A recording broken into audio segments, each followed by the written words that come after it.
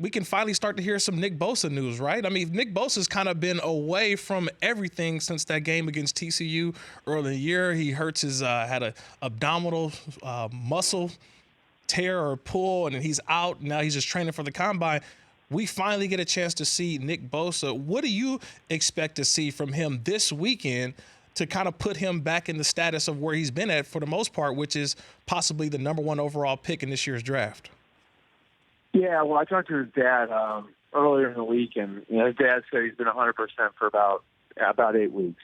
Okay. And really focused on his training, and right now might be further along physically than he was before he got hurt.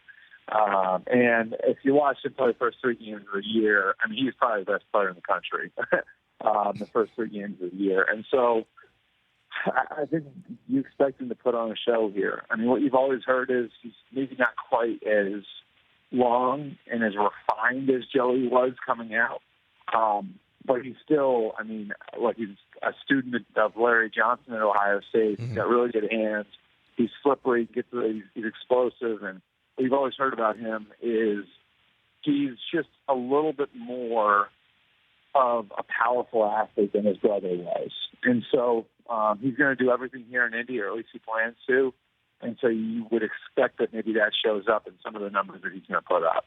Yeah, we always know Ohio State's going to have a couple guys, especially in that top half of the draft. Remember Denzel Ward last year, a Pro Bowler in his first year, drafted as high as he did from Ohio State. But speaking of that school in general, and I'm not just giving you shout out to your alma mater, but no one's talking Dwayne Haskins. It's like Kyler Murray has stolen the show, but yet is Dwayne Haskins still the top quarterback on the board, or has now Kyler Murray, with the way that he weighed, his height, is he now starting to push up past Dwayne Haskins?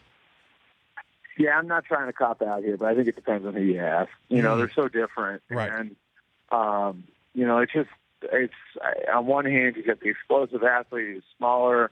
On the other hand, you've got the guy who's got the prototypical quarterback build, right, who isn't nearly as athletic as Murray, but is very, very evolved as a quarterback, especially for a guy who's only had 14 college starts.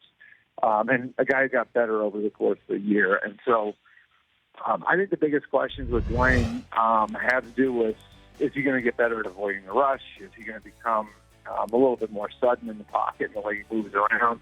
But that's the sort of stuff that I think teams are going to have to ask themselves. Like, can he evolve? Can he get better? Can he get a little bit more explosive in the way that he moves around? Because everything else is there. Like, he's got a great head for the game. You saw him grow over the course of the year, which means he's taking and applying coaching. And, you saw a guy who go deep into progressions and could use the full field. And so, I think if you're looking for a more traditional quarterback over someone like Kyler Murray, then you probably have Haskins rated as the best guy in the draft at that position. The Rich Eisen Show, weekdays at noon Eastern on Audience.